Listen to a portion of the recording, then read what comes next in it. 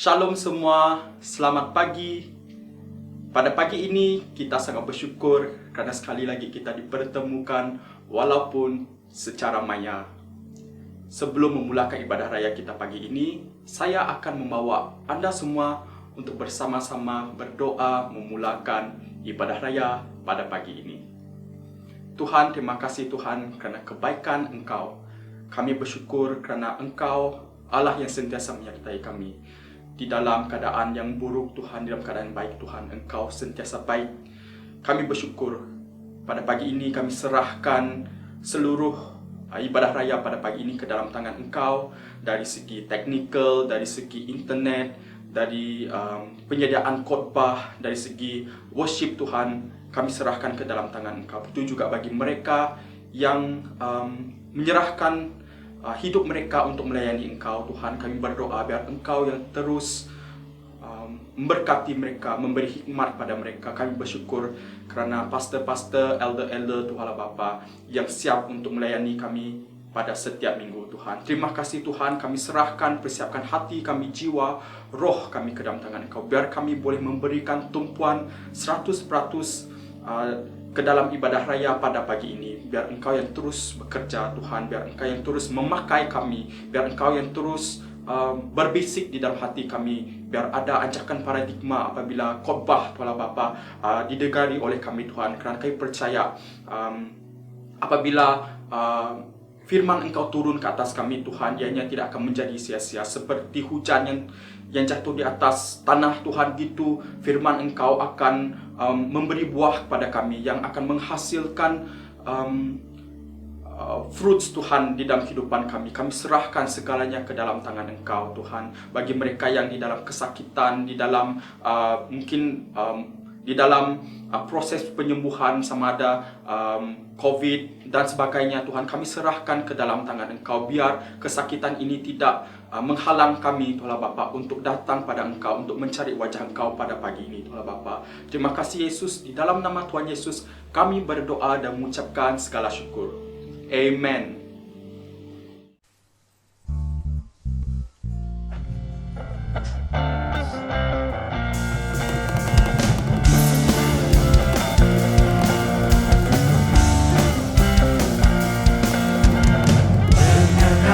Suara nafiri memanggil semua umatnya dari seluruh penjuru bumi, datang untuk menyembah Dia.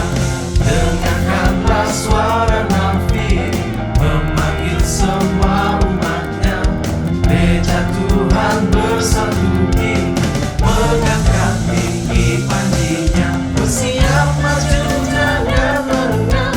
Yesus panglima kita, gunakan semua senjata Allah dalam kuasa Roh Kudus. Api kemuliaannya tercurah dari surga, penuhi kami semua, bangkitlah gerejanya. Api kemuliaannya tercurah dari surga, beritakan pada dunia bahwa Yesuslah Raja segala raja.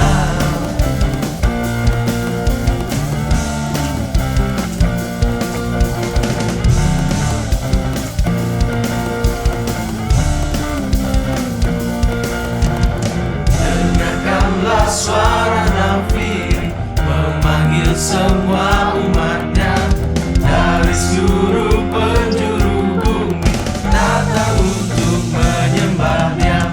Dengarkanlah suara nafiri memanggil semua umatnya, gereja Tuhan bersatu kini, mengangkat tinggi panjinya, bersiap maju jangan melengah. Yesus panglima kita, gunakan semua senjata Allah dalam kuasa Roh Kudus. Api kemuliaannya tercurah dari surga, penuhi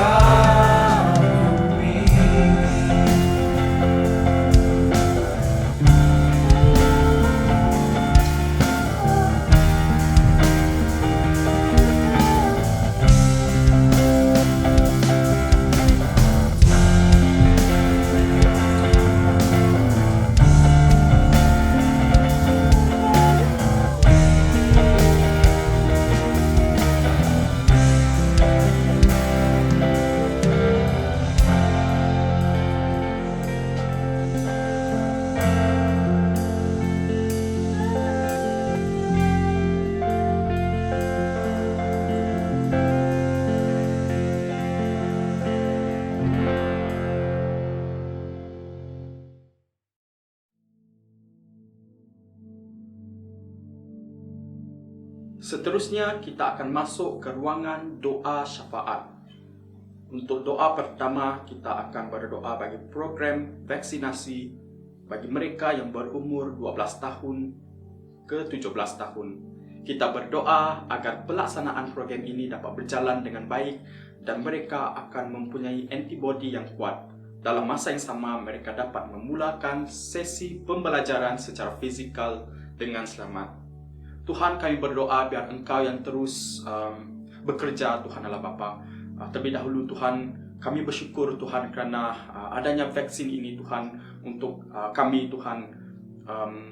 Kami berdoa biar dengan kuasa sains Tuhan Allah Bapa, dengan apa yang telah Engkau benarkan terjadi Tuhan, kami berdoa bagi mereka yang berumur 12 tahun ke 17 tahun ini, biar Engkau yang terus bekerja Tuhan, biar proses-proses Tuhan Allah Bapa, biar polisi yang membenarkan mereka untuk mengambil vaksin ini dapat berjalan dengan lancar Tuhan, dari segi kementerian, dari segi polisi, dari segi sekolah Tuhan, begitu juga ahli-ahli keluarga yang siap untuk menghantar anak mereka untuk mendapat vaksin ini. Kami berdoa biar melalui pengambilan vaksin ini anak-anak boleh mula kembali ke norma biasa Tuhan Allah Bapa, di mana mereka boleh pergi ke sekolah, belajar bersama-sama Tuhan, karena kami percaya Tuhan melalui pembelajaran mereka akan dapat dibangunkan Tuhan Allah Bapa, negara dapat dibangkitkan Tuhan. Kami berdoa biar Engkau yang terus bekerja, biar kuasa Engkau Tuhan Allah Bapa, biar kuasa penyembuhan itu Tuhan ada Tuhan Allah Bapa. Dan kami tahu Tuhan Allah Bapa, walaupun kami yang telah menerima vaksin ini, bagi anak-anak yang telah menerima vaksin ini, kami tetap mempertaruhkan Tuhan Allah Bapa. Kami tetap menyerahkan seluruh kehidupan kami tetap menyerahkan seluruh kesehatan kami ke dalam tangan Engkau, kerana Engkaulah yang memberi kehidupan, Engkaulah yang menyembuhkan, dan dengan kebenaran Engkau Tuhan Allah Bapa, segalanya akan berjalan dengan lancar. Tuhan, terima kasih Tuhan Allah Bapa. Seterusnya kita masuk ke ruangan doa antarabangsa. Kita berdoa untuk negara Afghanistan. Kita berdoa biar Tuhan yang bekerja, kerana pada 1 September puak Taliban telah mula mengambil alih Afghanistan dengan sepenuhnya. Biar Tuhan yang campur tangan, biar Tuhan yang membantu negara tersebut. Jom kita sama-sama berdoa. Tuhan, kami berdoa biar Engkau yang akan terus melindungi umat Kristian yang tertinggal di Afghanistan. Dimanapun mereka berada Tuhan, sama ada mereka terdedah pada penganiayaan daripada puak Taliban Tuhan, kami berdoa biar Engkau yang dengan kuasa darah Engkau, dengan kuasa yang telah Engkau serahkan Tuhan, dengan kayu salib Engkau, dengan malaikat Engkau Tuhan, kami berdoa menghantar kuasa Engkau ke situ, biar Roh Kudus Engkau yang terus melayani mereka. Kami berdoa biar adanya ketekunan berdoa untuk golongan-golongan yang sedang ditindas ini, terutamanya bagi kaum wanita, dewasa ataupun muda. Kami berdoa juga Tuhan, meminta agar Engkau memelihara mereka daripada kesengsaraan yang bakal dialami. Engkau kuatkan mereka Tuhan Allah Bapa. Kami tahu Tuhan Allah Bapa, zaman sekarang bukan zaman yang senang, ianya bukan zaman yang mudah. Namun kami berdoa apapun yang terjadi di negara Afghanistan, Engkau yang akan menguatkan mereka yang tertinggal di sana Tuhan. Mungkin kami tidak tahu secara 100% ataupun memahami secara 100% apa yang tengah terjadi di Afghanistan. Namun kami berdoa yang terbaik bagi negara Afghanistan, biar Engkau yang terus bekerja Tuhan. Kami juga berdoa Tuhan, biar Engkau yang terus menguatkan iman mereka, agar mereka tetap kuat dalam Tuhan Yesus Raja segala Raja. Bagi mereka yang tertinggal, bagi umat Kristian Tuhan, biar Engkau biar firman Engkau tidak putus-putus Tuhan, biar tidak terputus mereka melayani Engkau, biar tidak terputus mereka mencari wajah Engkau di dalam kesengsaraan mereka.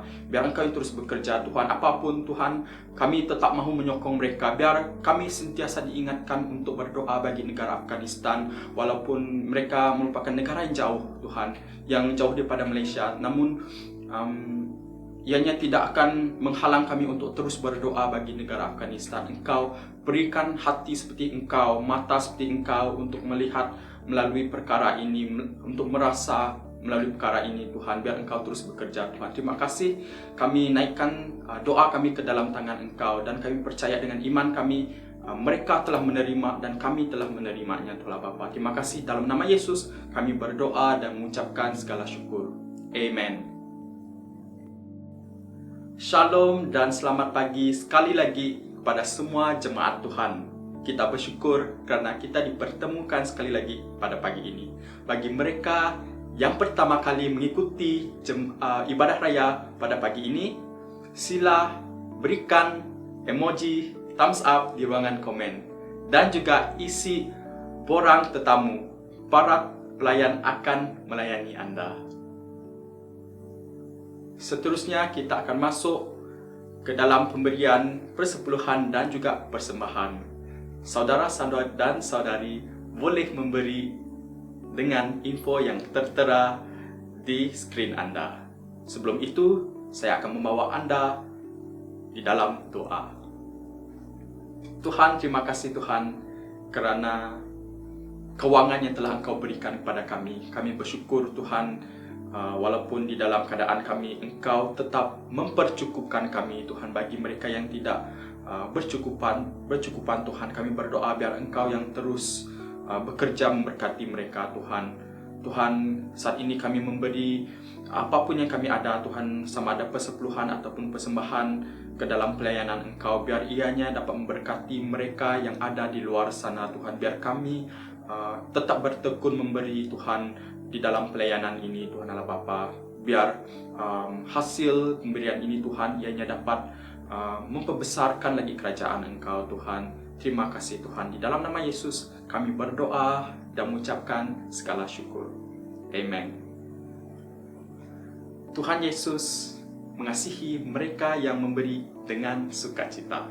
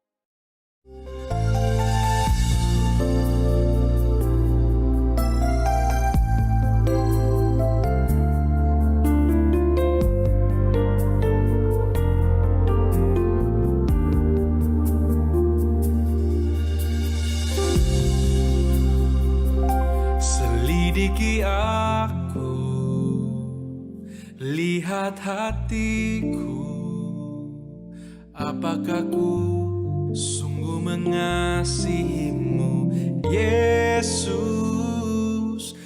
Maha Tahu dan menilai hidupku. Tak ada yang tersembunyi bagimu. Selidiki aku, lihat hatiku. Apakah ku sungguh mengasihimu, Yesus? Kau yang Maha Tahu dan menilai hidupku. Tak ada yang tersembunyi bagimu. Telah kulihat kebaikan-Mu yang tak pernah habis di hidupku. Ku berjuang sampai akhirnya Kau dapati aku tetap setia.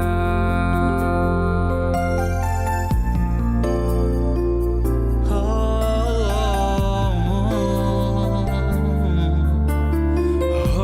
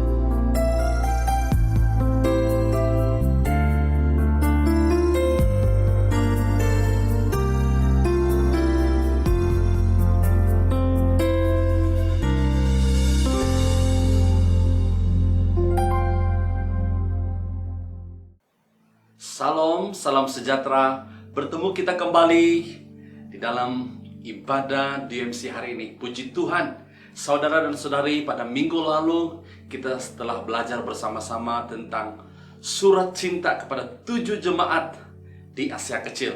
Dan minggu lalu kita telah belajar tentang 2 surat yang telah disampaikan oleh Tuhan kepada jemaatnya di Efesus dan di Smyrna. Hari ini kita akan berpeluang belajar apakah surat cinta, apakah surat yang disampaikan oleh Tuhan kepada jemaat di Pergamus dan Tiatira. Dan hari ini kita akan belajar bersama-sama. Nah, di dalam beberapa minggu ini seperti yang saya katakan, kita akan belajar tentang siri khotbah akhir zaman ataupun nubuatan akhir zaman. Dengan itu saudara, saya ingin mengajak kita untuk kita siapkan hati kita. Mari kita datang kepada Tuhan, kita mendengar suara Tuhan berbicara kepada kita hari ini. Mari kita berdoa. Bapa yang baik, Bapa yang punya firman, berbicaralah, kami siap mendengar. Walaupun di dalam ibadah secara online ini Tuhan, dimanapun kami duduk mendengar firman-Mu, Roh Kudus, Engkau yang berbicara, Engkau yang menegur, Engkau yang memberikan conviction kepada kami apabila kami mendengar firman-Mu. Karena firman Tuhan berkata, apabila firman-Mu disampaikan, ia tidak akan kembali dengan sia-sia. Ia akan memenuhi, menggenapi setiap tujuan firman itu di dalam kehidupan setiap anak Tuhan yang memberi telinga untuk mendengar dan memberi hati untuk diubah oleh kebenaran firman-Mu. Kami siap mendengar, berbicaralah dalam nama Tuhan Yesus. Amin. Haleluya saudara, hari ini kita akan belajar tentang surat cinta kepada jemaat di Pergamos. Nah, sebelum itu saudara, big idea ataupun apa yang kita mau sampaikan di dalam siri khotbah ini berbicara tentang surat ataupun berbicara tentang nubuatan ataupun penglihatan yang Yohanes ketika dia berada di Pulau Patmos. Dan inilah message yang sangat spesifik yang disampaikan oleh Tuhan kepada gereja di sana. Dan hari ini saudara, message ini adalah sangat relevan. Dan apa yang menyedihkan bahwa surat message ini selalu diabaikan. Maka dengan itu saudara, saya sangat percaya, biarlah firman Tuhan hari ini mengingatkan kita kembali, ya, supaya teguran ini, ya, peringatan daripada surat-surat ini akan menjadi satu pengajaran kepada kita, dan we don't repeat the same mistake, ya. Oleh itu saudara dan saudari yang saya kasih dalam nama Tuhan Yesus Kristus, seperti yang saya katakan minggu lalu juga, saya ingin merumuskan yang 3 message utama yang ingin disampaikan oleh Tuhan kepada ke-7 jemaat. Yang pertama itu dia katakan bahwa Allah tahu mengenai saya. Allah tahu segala sesuatu. Allah itu adalah Allah Maha Tahu, ya. Dia tahu segala sesuatu, dan perkataan aku tahu pekerjaanmu itu diulang, ya, berkali-kali di dalam semua surat ini. Dan kedua adalah kita dipanggil untuk menjadi pemenang, ya, mengatasi cabaran dan menang, overcoming, ya, setiap masalah dan cabaran kita. Dia berjanji, bahkan kalimat ini juga diulang berkali-kali kepada mereka yang menang, ya. Apa yang penting dalam kehidupan kita ini saudara, bukan berapa kali kita jatuh, bukan berapa kali ataupun berapa beratnya cabaran ataupun masalah yang menghimpit hidup kita. Apa yang penting adalah bagaimana kita overcome, bagaimana kita menang, karena kita memiliki Allah yang menang. Dia telah mengalahkan segala-galanya di atas kayu salib, maka kemenangan ada di pihak kita. Haleluya. Yang seterusnya, yang ketiga adalah betapa pentingnya kita mendengar suara Roh Kudus hari ini.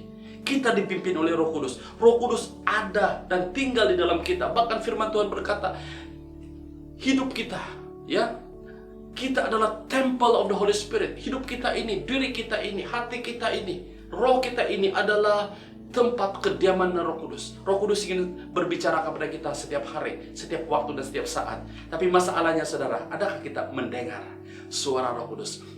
Dengan itu saudara, 3 message utama ini saya ulang-ulang ini supaya ini menjadi dasar kepada kita di dalam kita mendengar firman Tuhan ini bersama-sama. Nah, untuk tidak buang masa saudara, kita akan terus pergi kepada gereja yang ketiga, yaitu Pergamus. Pergamus adalah lambang kepada era kompromi. Saya katakan bahwa Pergamus adalah era kompromi. Kenapa gereja di Pergamus dikatakan era kompromi? Ya, kita akan lihat firman Tuhan ini di dalam Wahyu 2 mulai ayat yang ke-12 sampai ayat yang ke-17. Saya akan baca ayat ini. Kepada malaikat jemaat di Pergamus, tulislah, inilah firman daripada Dia yang memiliki sebilah pedang mata dua yang tajam. Aku tahu akan tempat kediamanmu, disitulah iblis bertakhta. Namun demikian kamu setia berpegang kepada namaku. Malah kamu tidak menyangkal imanmu kepadaku ketika Antipas, saksiku yang setia, dibunuh di tempat kediaman iblis. Tetapi aku mencelahmu karena beberapa perkara. Ada di antaramu yang menganut ajaran Bileam. Bileam telah mengajak Balak untuk memujuk umat Israel supaya berdosa dengan makan makanan yang telah dipersembahkan kepada berhala, serta melakukan percabulan. Secara itu juga ada sebilangan daripadamu yang mengikut ajaran Nikolos. Bertaubatlah, jika tidak aku akan datang segera kepadamu dan menyerang mereka dengan pedang yang keluar dari mulutku. Sesiapa yang bertelinga, dengarlah apa yang dikatakan oleh Roh kepada jemaat. Aku akan memberikan sebahagian mana yang tersembunyi kepada sesiapa yang menang. Juga aku akan memberinya batu putih yang bertulis nama baru yang tidak diketahui oleh siapa selain penerimanya. Haleluya saudara. Sedikit sebanyak kita melihat latar belakang Pergamus. Pada modern hari ini saudara, Pergamus ini berada di Turki, dan satu tempat yang hari ini nama dia dalam namanya modern adalah Bergama. Ya, perkataan Pergamus itu sudah tidak ada, diganti dengan Bergama. Ianya wujud sekitar abad ke-4, ke-5 dan masuk ke abad ke-6. Gereja Pergamus pada waktu itu berada di era kompromi. Kenapa saudara? Karena Emperor Konstantin ataupun Konstantinopel dan seluruh empire-nya telah menjadi Kristen dan menjadikan Kristen sebagai agama resmi pada waktu itu. Nah, di sini kita melihat bahwa iblis sadar dia tidak boleh menghancurkan jemaat Allah hanya dengan menganiaya mereka dan membuat mereka miskin. Ya, kita lihat di dalam suratnya kepada Smyrna, di mana terjadi penganiayaan yang dahsyat. Kita mendengar bahwa Polikap dibakar hidup-hidup. Ya, bukan itu saja, itu hanya contoh. Tetapi sekarang ini saudara, iblis menggunakan taktik baru, yaitu dengan penyesatan ataupun dengan ajaran sesat. Nah, jemaat di Pergamus sekarang berada dalam keadaan yang bahaya, karena mereka sudah berada di dalam penganiayaan, di dalam keadaan yang tertekan. Bahkan ya, saksi Kristus itu Antipas dibunuh saudara. Dan sekarang ini mereka berhadapan dengan serangan ajaran sesat. Nah, kalau kita lihat dalam ayat yang ke-12 tadi, kepada malaikat jemaat di Pergamus, tulislah, inilah firman daripada Dia yang memiliki sebilah pedang mata dua yang tajam. Karena Tuhan tahu saudara, untuk kita menghadapi setiap ajaran sesat, kita menggunakan firman Tuhan untuk menentang segala ajaran sesat. Ya. Nah, di sini saudara-saudara yang saya kasih dalam nama Tuhan Yesus Kristus, kita melihat juga di dalam ayat yang ke-13, ini katakan, aku tahu akan tempat kediamanmu. Di situ iblis bertakhta. Nah, dikatakan bahwa di Pergamus saudara terletak di mana pusat penyembahan dewa Zeus. Di kota Pergamus ini ada satu tempat di mana terletaknya kuil, ya, Asklepion ataupun Asclepius yang sangat terkenal. Ini adalah dewa kesembuhan orang Yunani. Dewa ini berbentuk ular, saudara. Kuil ini menjadi tarikan setiap pengunjung ataupun pelawat. Bahkan Pergamus, tempat ini menjadi pusat perubatan. Asklepion ataupun Asclepius hari ini sampai hari ini saudara dijadikan simbol perubatan. Seperti yang Anda boleh lihat di dalam gambar ini.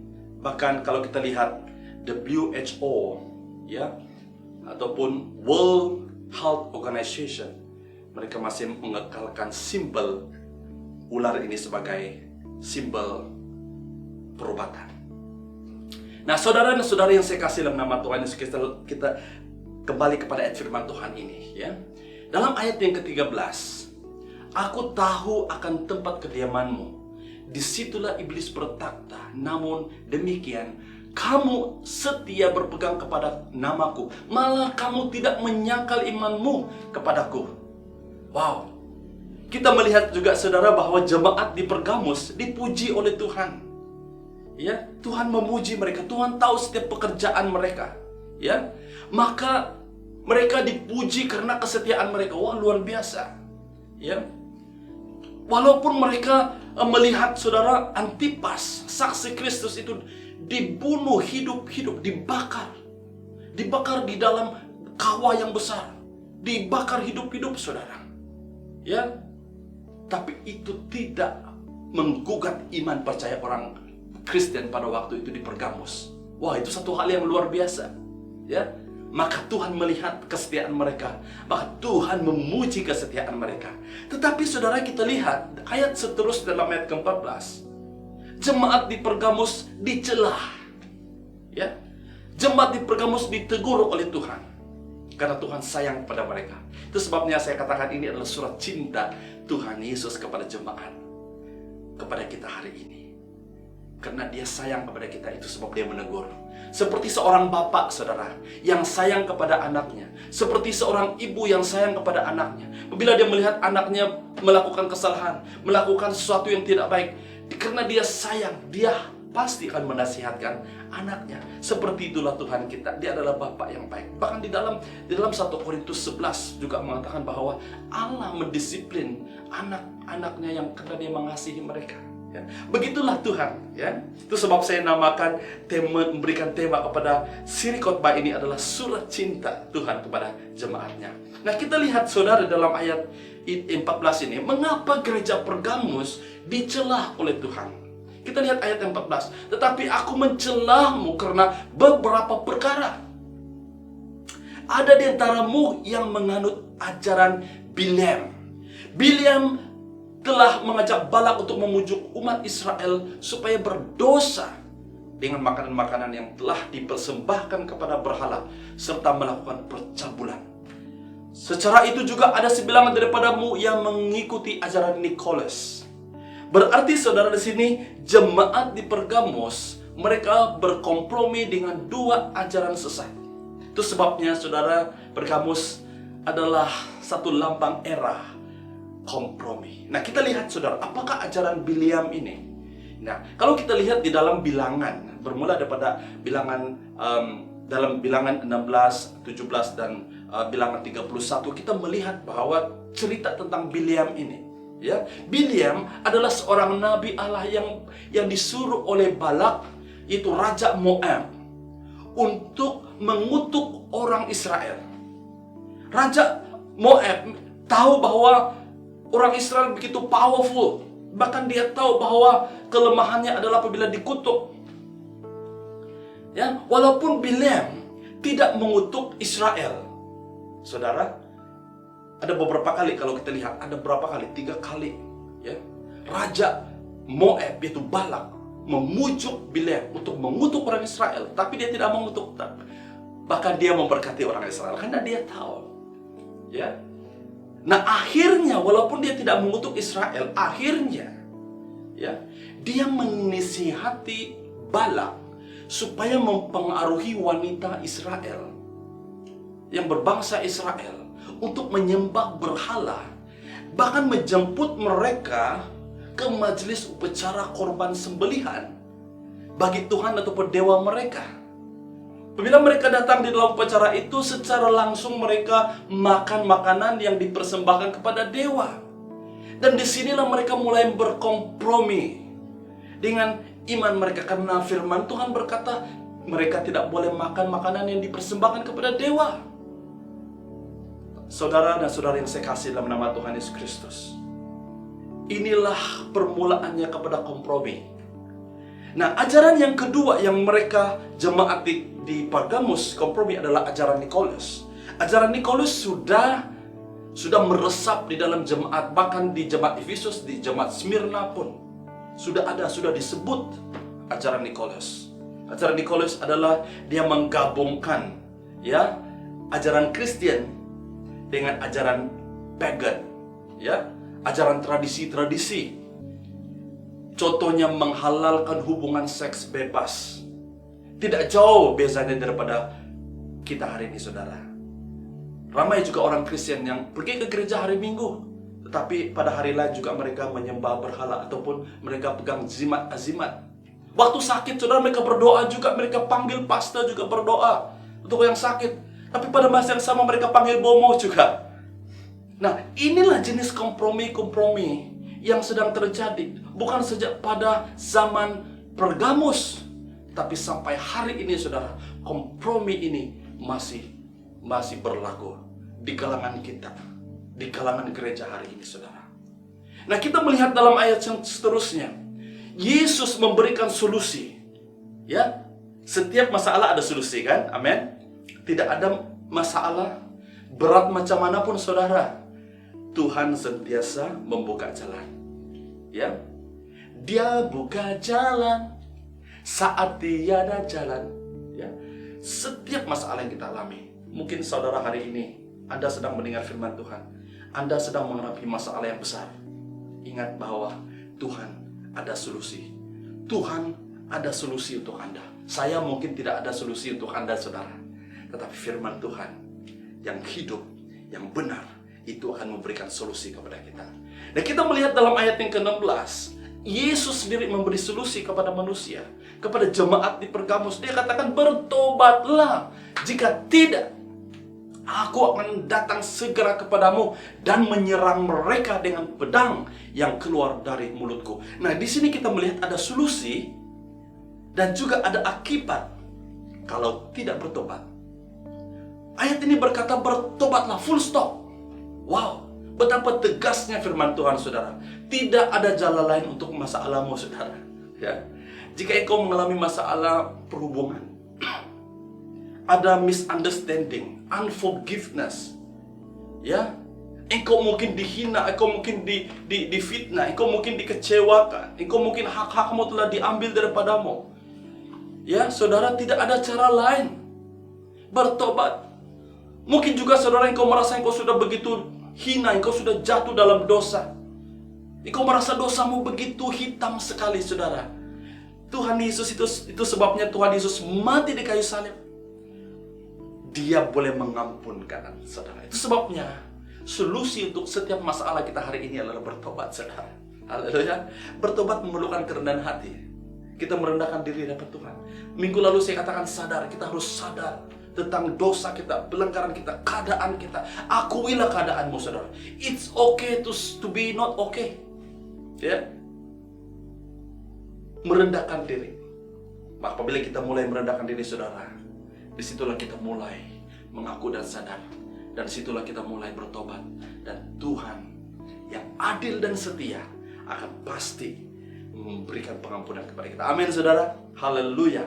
Nah, kalau kita melihat ayat ini, saudara, ada satu agensi di sini, ya. Dia katakan, jika tidak bertobat, aku akan datang segera kepadamu dan menyerang mereka dengan pedang yang keluar dari mulutku. Wow. Waktu saya membaca ini, saudara, saya merasa seperti, wah, Tuhan itu begitu marah, ya. Dia katakan, kalau kamu tidak bertobat, aku datang segera. Dia tidak lagi mengirimkan wabak ataupun musibat, saudara. Dia sendiri yang datang untuk bertindak. Ini kata Tuhan Yesus. Dia katakan, aku akan datang segera kepadamu. Apa yang Tuhan lakukan? Dia katakan, dengan pedang. Wow. Kalau kita lihat dalam Ibrani 4 ayat ke-12, firman Tuhan berkata, firman Allah hidup dan berkuasa, lebih tajam daripada pedang dua mata, menembusi ke garis pemisah nyawa dan roh, sendi dan sumsum, serta mengenal antara pikiran dan niat dalam hati. Tidak ada makhluk yang terlindung daripada penglihatannya. Segala-galanya terdedah dan terbuka kepada mata Allah. Kepadanya nanti kita dipertanggungkan tentang segala perlakuan kita. Wow, saudara. Dalam Ibrani 4:12 ini sudah menjelaskan kepada kita begitu dahsyatnya firman Tuhan yang pedang bermata dua ini, saudara. Dia lebih tajam daripada pedang mata dua yang menembusi, yang boleh menghancurkan, bahkan juga boleh menghidupkan. Apabila serangan dia katakan, aku datang segera kepadamu, menyerang. Wow, bayangkan saudara, Allah menyerang kita dengan firman-Nya. Ya, karena apa saudara? Karena kita enggan bertobat. Saudara-saudara yang saya kasih, saya merasakan bahwa firman Tuhan ini sudah cukup keras, sudah cukup tegas bagi kita hari ini, saudara. Ya, tidak ada jalan lain. Nah, kalau kita lihat seterusnya, ayat yang ke-17. Di sini kita melihat bahwa Allah berjanji kepada mereka yang bertaubat. Dia tadi berkata, kalau kamu tidak bertobat, aku datang menyerang kamu dengan pedang bermata dua. Dan dalam ayat seterusnya dia berkata, jika kamu bertobat, ini yang akan kulakukan. Wow, luar biasa. Ayat yang ke-17 berkata, sesiapa bertelinga, dengarlah apa yang dikatakan oleh Roh kepada jemaat. Aku akan memberikan sebahagian mana yang tersembunyi kepada siapa yang menang. Juga aku akan memberikan batu putih yang bertulis nama baru yang tidak diketahui oleh sesiapa selain penerimaannya. Wow, luar biasa. Dengar baik-baik saudara. Janji Tuhan kepada orang yang bertobat adalah dua, saudara. Pertama, mana. Dia akan memberikan mana kepada kita. Wow, mana ini berbicara tentang apa, saudara? Mana ini berbicara tentang supernatural providence of God. Kita lihat bahwa di mana-mana ini mulai muncul waktu orang Israel berjalan dari tanah Mesir ke tanah perjanjian. Suatu waktu mereka memerlukan makanan, Tuhan memberikan makanan kepada mereka setiap hari, saudara. Ya, setiap hari Tuhan menyediakan makanan kepada mereka. Mereka tidak tahu dari mana makanan itu. Tuhan menyediakan. Ini adalah lambang makanan surga yang Tuhan berikan kepada umatnya. Nah, saudara, kita melihat di sini bahwa Yohanes merujuk kepada makanan rohani ini ataupun makanan kehidupan ini ataupun mana ini adalah roti hidup. Dia menjelaskan itu di dalam Yohanes, ya, Injil Yohanes, bahwa Yesus Kristus itu adalah roti hidup. Barang siapa yang sudah makan roti itu, dia tidak akan pernah lapar lagi, karena kita sudah memiliki segala-galanya. Kalau kita memiliki Yesus, Tuhan, Yesus sebagai Tuhan Juru Selamat kita, you own everything, you have everything, ya. Karena Yesus Kristus adalah segala-galanya. Dialah kekayaan, dialah sumber kemenangan, dia adalah sumber kesejahteraan, sukacita, segala-galanya ada di dalam Yesus, saudara. Haleluya. Haleluya, saudara. Bahkan di dalam perjamuan kudus, ya, kita break the bread. We partake the bread. Roti itu melambangkan tubuh Tuhan Yesus, ya, yang telah dipecah-pecahkan bagi kita semua, saudara. Tuhan menjanjikan mana kepada orang yang bertobat. Yang kedua, dikatakan dia akan memberikan batu putih yang bertulis nama baru. Wow, ini luar biasa. Batu putih itu melambangkan kekudusannya Tuhan. Batu putih itu melambangkan, saudara, adalah new life. Dan dikatakan bahwa bertulis nama baru. Nama baru ini berbicara tentang identiti kita di dalam Tuhan Yesus. We will have new life. Itu sebabnya, saudara, ada dua kelahiran kita. Kelahiran kita secara fisikal, secara biologi. Waktu kita baby keluar, kita lahir dari ibu kita, rahim ibu kita. Ada kelahiran yang kedua, itu kelahiran baru di dalam Yesus Kristus. Haleluya, saudara. The new birth. Selagi kita belum lahir baru, saudara, kita akan tidak pernah mengenal dan menikmati arti kehidupan yang sesungguhnya. Haleluya, saudara. Itu sebabnya hari ini banyak orang kita dengar orang yang bunuh diri, orang yang bunuh diri, saudara, itu kebanyakan itu bukan mereka karena mereka miskin, mereka kekurangan, karena mereka kaya, mereka punya segala-galanya, tapi mereka tidak punya kebermaknaan dalam kehidupan mereka. Tidak ada meaning dalam kehidupan mereka. Itu sehingga mereka tega ataupun sanggup membunuh diri mereka. Tetapi saudara dengar baik-baik. Mungkin Anda dalam keadaan kekurangan hari ini. Mungkin Anda dalam keadaan sakit hari ini. Mungkin Anda dalam keadaan tertekan hari ini. Tapi Anda tahu bahwa hidup Anda ada di dalam Tuhan Yesus. Anda punya keyakinan, Anda punya identity. Ya, seperti nama Anda sudah tertulis di batu putih ini, saudara. Jangan takut, saudara. Tidak lama lagi, there is light at the end of the tunnel. Ada pengharapan kita. Saudara dan saudara yang saya kasih, nama baru ini juga membawa berarti kepada suatu permulaan yang baru, satu kehidupan yang baru di dalam Tuhan Yesus. Haleluya, saudara. Kita sudah belajar tentang Pergamos. Nah, kita beralih dengan cepat, saudara. Kita beralih kepada gereja yang keempat, yaitu Tiatira. Tiatira, haleluya, haleluya. Nah, Tiatira adalah satu lambang kepada satu era, yaitu era kemurtadan. Wow. Di gereja Tiatira ini, saudara, ya, terjadi satu perkara yang luar biasa, ya. Dan di sini dikatakan bahwa Tiatira adalah era kemurtadan. Ini kita lihat ayatnya dalam ayat 18 Wahyu 2, ya, 18 sampai 29. Ayat ini agak panjang sedikit, tidak apa? Kita akan baca bersama. Kepada malaikat jemaat di Tiatira, tulislah, inilah kata-kata daripada anak Allah, yang matanya menyala-nyala seperti api dan kakinya laksana gangsa di gilap. Aku tahu perbuatanmu, kasihmu, imanmu, pelayananmu, dan ketabahanmu. Aku juga tahu bahwa kamu sekarang lebih banyak berusaha daripada dahulu. Namun demikian aku mencelamu karena satu perkara. Kamu membenarkan perempuan bernama Isabel yang mengaku dirinya nabiah Allah itu mengajar umatku. Dia mengajar dan menyesatkan hamba-hambaku sehingga mereka melakukan percabulan dan makan makanan yang telah dipersembahkan kepada berhala. Aku telah memberinya peluang untuk bertaubat, tetapi dia enggan menghentikan perbuatannya yang cabul. Ketahuilah, aku akan menghukumnya di atas ranjang dengan sakit terlantar, dan mereka yang berzinah dengannya akan menanggung kesengsaraan yang dahsyat, melainkan mereka bertaubat daripada perbuatan mereka dengannya. Aku juga akan meragut nyawa anak-anaknya, supaya seluruh jemaat tahu bahwa akulah yang menyelami hati dan pikiran manusia. Aku akan memberikan balasan yang setimpal dengan perbuatan setiap orang. Tetapi sesetengah daripada kamu di Tiatira tidak mengikuti ajaran durjana itu. Kamu tidak menuntut ilmu daripada iblis. Aku berkata kepadamu bahwa aku tidak akan menambahkan beban dengan kewajiban baru. Namun demikian, kamu haruslah memelihara apa yang sudah ada padamu, sehingga saat aku datang nanti. Kepada yang menang dan melakukan kehendakku sampai akhir, akan ku anugerahi kekuasaan ke atas bangsa-bangsa. Dia akan memerintah mereka dengan tongkat besi, kerajaan, dan meremukkan mereka seperti tembikar.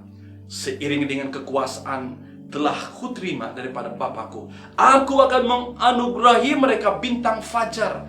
Siapa yang bertelinga, dengarlah apa yang dikatakan oleh Roh kepada jemaat. Wow. Tadinya kita melihat bahwa gereja di Pergamos adalah era kompromi, ya. Kita melihat pula di Tiatira, mereka telah masuk dalam satu era kemurtadan, ya. Mereka mulai kompromi dengan ajaran-ajaran sesat, ajaran-ajaran dicampur adukkan dengan ajaran Kristen. Nah, mungkin secara sadar ataupun tidak. Nah, kita melihat, saudara, masalah ini semakin mendalam kan, ya. Bukan saja mereka menghadapi penganiayaan, bukan mereka saja mulai kompromi. Nah, sekarang mereka sudah mulai murtad. Murtad itu meninggalkan iman mereka. Nah, kita lihat sedikit sebanyak tentang latar belakang Tiatira ataupun gereja Tiatira. Kalau pada masa modern ini dipanggil Akisan. Nah, Tiatira berada pada abad ke-6 sampai abad ke-16. Hampir 1000 tahun, ya. Wow, ini begitu panjang. Dan dalam sejarah zaman ini dipanggil Dark Ages ataupun era kegelapan. Era kekristenan. Sejarah kekristenan sudah mulai masuk ke era kegelapan ataupun Dark Ages. Nah, berbanding dengan ajaran sesat Biliam dan Nikolaus, ajaran Nabi Isabel lagi lebih dahsyat. Karena kedahsyatannya telah mengheret gereja ke zaman kegelapan, the Dark Ages. Itu di dalam sejarah kekristenan. Zaman di mana kepercayaan tahyul, kepercayaan tradisi, bahkan ajaran-ajaran sesat sudah melebihi ajaran firman Tuhan. Itu yang terjadi, saudara. Nah, kita melihat di dalam ayat yang ke-19 Wahyu 2. Firman Tuhan berkata, "Aku tahu perbuatanmu, kasihmu, imanmu, pelayananmu, dan ketabahanmu. Aku tahu bahwa kamu sekarang lebih banyak berusaha daripada dulu." Wow, kalau kita lihat, saudara, senarai pujian kepada jemaat di Tiatira ini begitu banyak sekali. Pertama, mereka dipuji karena perbuatan mereka yang baik. Mereka juga dipuji karena kasih mereka. Mereka memiliki kasih, ya. Bahkan mereka dipuji karena iman mereka, ya. Bahkan mereka dipuji oleh karena pelayanan mereka. Mungkin mereka begitu aktif di dalam pelayanan. Bahkan mereka juga dipuji karena ketabahan mereka di dalam menghadapi penganiayaan, ya. Bahkan mereka juga dipuji karena mereka banyak berusaha, bahkan lebih berusaha daripada sebelumnya. Wow, ini sungguh baik, kan? Semua nilai-nilai murni, semua hal-hal yang baik mereka sudah lakukan. Tapi saudara, kenapa jemaat di Tiatira dicelah?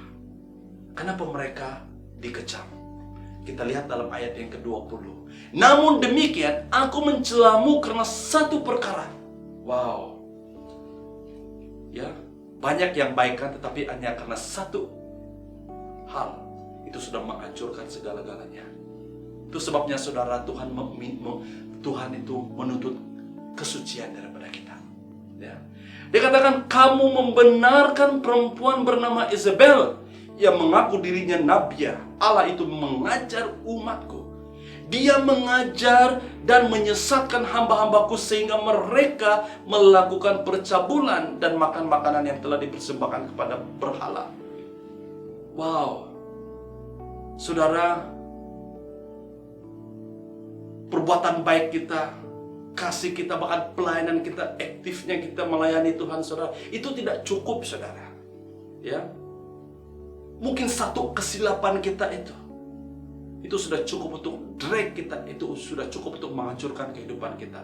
Itu sebabnya di dalam kehidupan kita sebagai orang Kristen, kita perlu berhati-hati. Kita perlu satu sama lain, saling mengingatkan, saling mendorong. We need each other.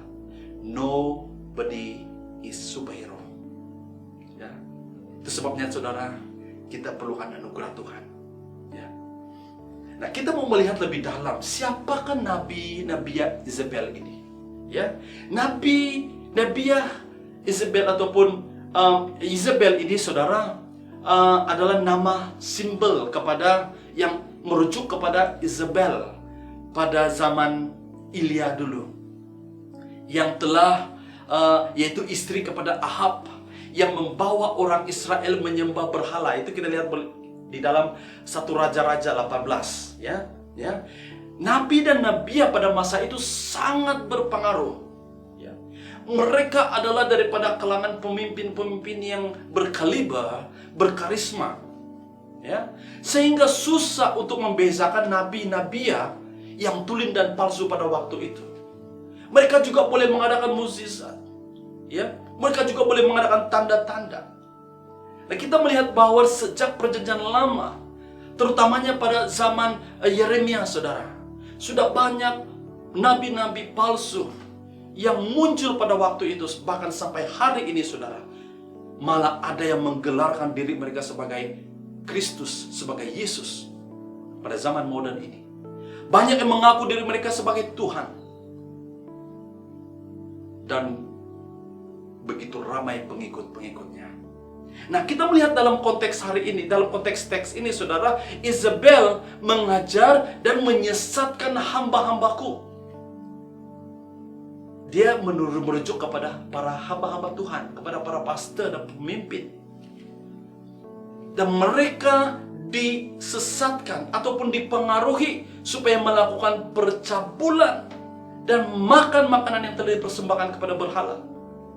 Saudara dan saudari, nabi palsu ini sudah ada sejak zaman berzaman. So what is the issue here? Apakah masalah, apakah isu yang sebenarnya, saudara? Isu yang sebenarnya adalah kamu membenarkan kita hidup di sekeliling dengan banyak pengajaran-pengajaran sesat. Ya, ideologi yang begitu banyak.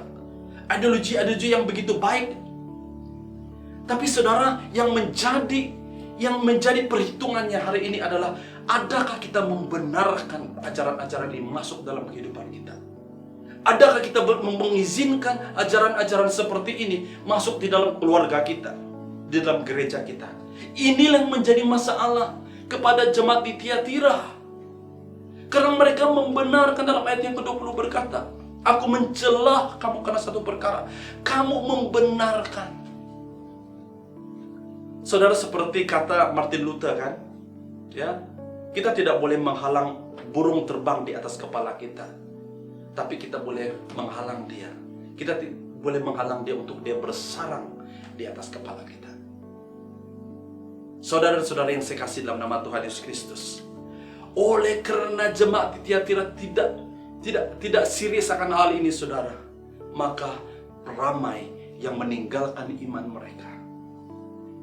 Dalam ayat yang ke-21 berkata, aku telah memberinya peluang untuk bertobat, tetapi dia enggan menghentikan perbuatan yang cabul. Ketahuilah, aku akan menghukumnya ke atas ranjang dengan sakit terlantar, dan mereka yang berzina dengannya akan menanggung kesengsaraan yang dahsyat, melainkan mereka bertaubat daripada perbuatan mereka dengannya. Aku juga akan meragut nyawa anak-anaknya, supaya seluruh jemaat tahu bahwa akulah yang menyelami hati dan pikiran manusia. Aku akan memberikan balasan yang setimpal dengan perbuatan setiap orang. Kalau kita rumuskan di sini, saudara, ada 3 hukuman kepada mereka yang enggan bertobat. Pertama, sakit terlantar. Sakit terlantar ini, saudara, sakit yang teruk, yang tidak boleh bangun-bangun, sakit yang hampir mati. Ya. Yang kedua adalah kesengsaraan yang dahsyat. Wow. Kita dapat bayangkan apakah kesengsaraan yang dahsyat itu. Yang ketiga adalah kematian, saudara. Meragut nyawa anak-anaknya. Saudara, cukup jelas firman Tuhan hari ini. Hukuman kepada mereka yang enggan bertobat. Maka dengan itu, saudara dan saudara yang saya kasih, apakah pesanan firman Tuhan kepada kita hari ini? Dalam ayat yang ke-24, Wahyu 2 berkata, tetapi sesetengah daripada kamu di Tiatira tidak mengikut ajaran durjana itu. Kamu tidak menuntut ilmu daripada iblis. Aku berkata kepadamu bahwa aku tidak akan menambah bebanmu dengan kewajiban baru. Namun demikian, kamu haruslah memelihara apa yang sudah ada padamu, sehingga saat aku datang nanti. Wow, luar biasa, saudara. Ya, Tuhan mempunyai pesan kepada umat Tuhan. Dia katakan, aku tidak menambah lagi bebanmu kepada kewajibanmu. Ya, dia katakan, Tuhan mengingatkan mereka, ya, terus pelihara apa yang sudah ada padamu. Apa yang kamu dengar tentang firman Tuhan, terus pelihara. Ya, dan janji Tuhan kepada mereka yang mendengar dan menang, saudara, dalam ayat yang ke-26. Kepada mereka yang menang dan melakukan kehendakku sampai akhir, akan ku anugerahi kekuasaan di atas bangsa-bangsa. Ayat yang ke-27 berkata, dia akan memerintah mereka dengan tongkat besi kerajaan, dan meremukkan mereka seperti tembikar, seiring dengan kekuasaan yang telah kuterima daripada Bapakku. Aku akan menganugerahi mereka bintang fajar. Sesiapa yang bertelinga, dengarlah apa yang dikatakan oleh Roh kepada jemaat. Saudara, Allah berjanji 2 perkara kepada mereka yang mendengar dan menang. Pertama, dianugerahi kekuasaan. Kekuasaan, saudara, ini adalah berbicara tentang authority. Tuhan memberikan kita authority. Yesus berkata di dalam Matius 28 ayat yang ke 18, 19, 20 dia katakan segala otoriti diberikan kepadaku, ya. Dia telah memberikan otoriti itu kepada Kristus dan Kristus memberikan otoriti itu kepada kita. Dia memberikan kita kuasa. Dia memberikan kita kuasa terhadap kuasa kegelapan, terhadap kuasa sakit penyakit, terhadap masalah yang ada di dunia ini. Apa yang kita perlukan sekarang ini, saudara, adalah otoriti, spiritual authority yang daripada Tuhan, ya, kekuasaan, otoriti terhadap masalah kita. Yang kedua, dia berkata, dia menganugerahkan kita bintang fajar. Wow, bintang fajar itu siapa, saudara? Bintang fajar itu adalah Yesus sendiri. Yesus adalah cahaya. Yesus adalah kemenangan kita. Yesus adalah pengharapan kita. Di dalam kegelapan, Yesus tetap bersinar, saudara. Haleluya. Tuhan berjanji kepada kita tentang kekuasaan. Dia memberikan kita kekuasaan dan otoriti. Bahkan dia memberikan kita bintang fajar. Sebagai aplikasi, saudara, sebagai kesimpulannya, jemaat di Pergamus tadi mengingatkan kepada kita begitu bahayanya ajaran-ajaran sesat. Ajaran-ajaran yang bukan Alkitabiah. Bagaimana mungkin kita tahu bahwa itu bukan ajaran Alkitab? Kalau kita tidak membaca Alkitab, saudara, kita tidak mendengar firman Tuhan, kita tidak tahu membezakan itu ajaran daripada Alkitab ataupun tidak. Mungkin apa yang kita dengar, yang sedap kita dengar itu kita terima saja, tidak ada filter. Tapi apabila kita tahu firman Tuhan, kita belajar firman Tuhan, kita ambil serius dalam pembacaan firman Tuhan setiap hari, saudara, maka kita tahu ini bukan ajaran daripada Tuhan dan kita tidak akan berkompromi dalam semua itu. Kita tidak boleh katakan semua oke, saudara.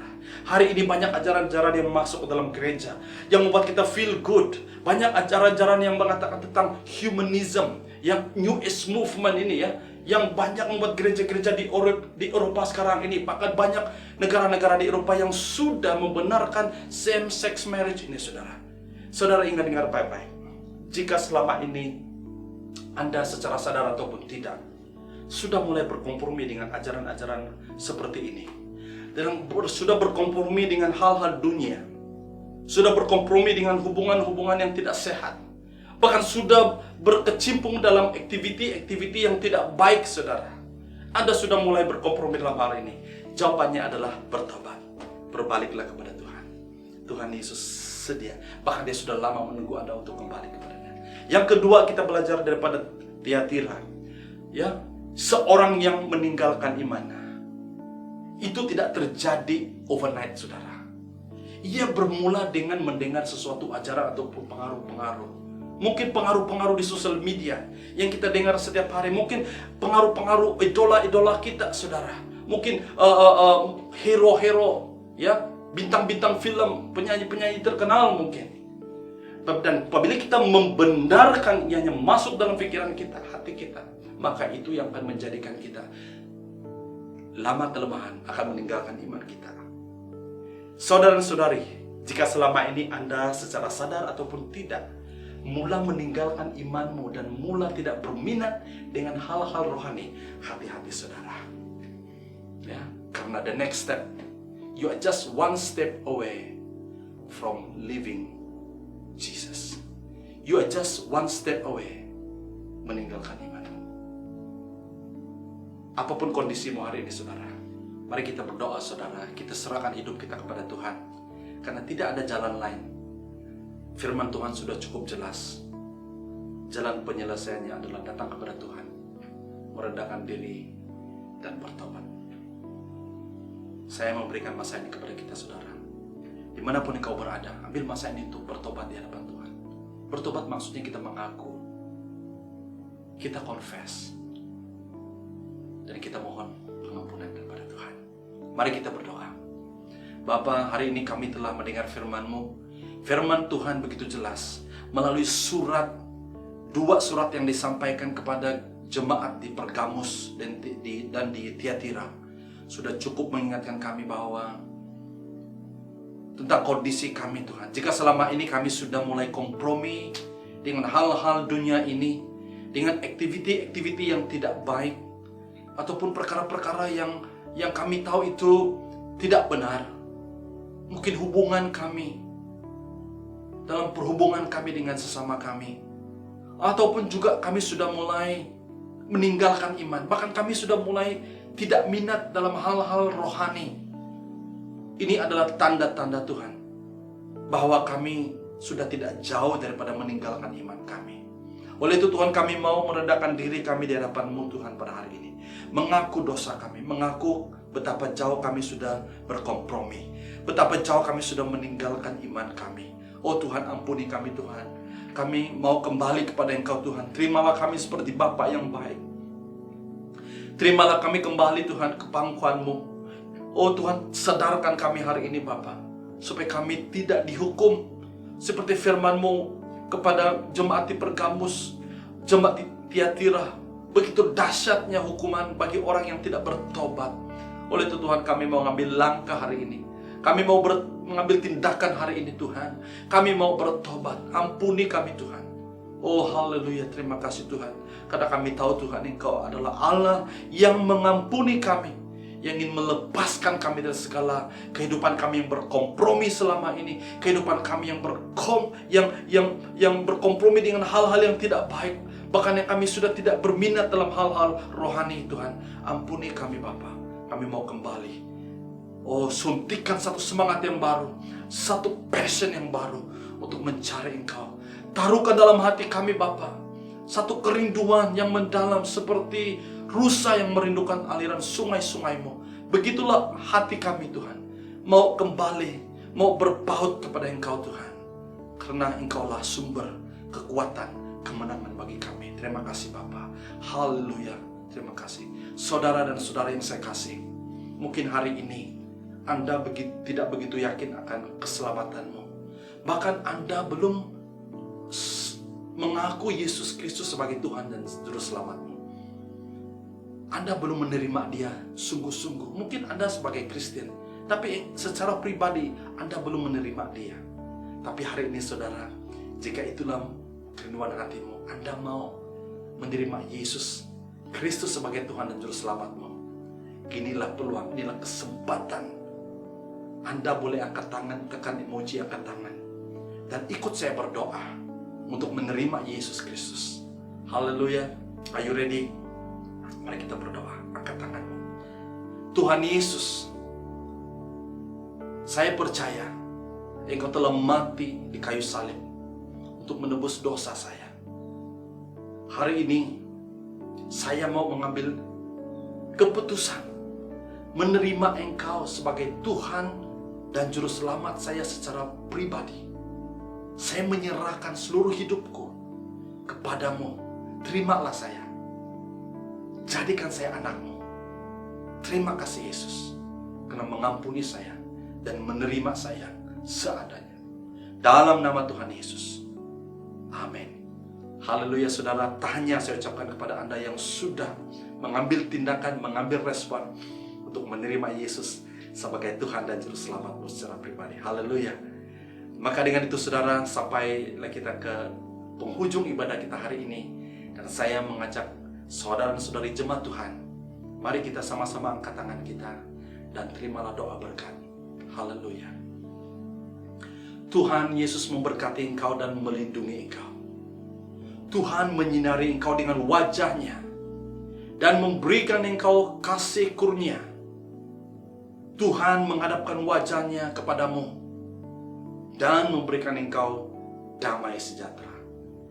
Dalam dan di atas nama Tuhan Yesus Kristus, kami berdoa dan mengucap syukur semuanya. Haleluya, haleluya. Setiap jemaat Tuhan yang percaya dan sudah diberkati Tuhan, mari kita sama-sama katakan amin, amin, amin, amin. Haleluya saudara. Puji Tuhan, kita sudah sampai ke akhir ibadah kita. Kita berjumpa lagi di minggu depan. Stay safe and stay blessed.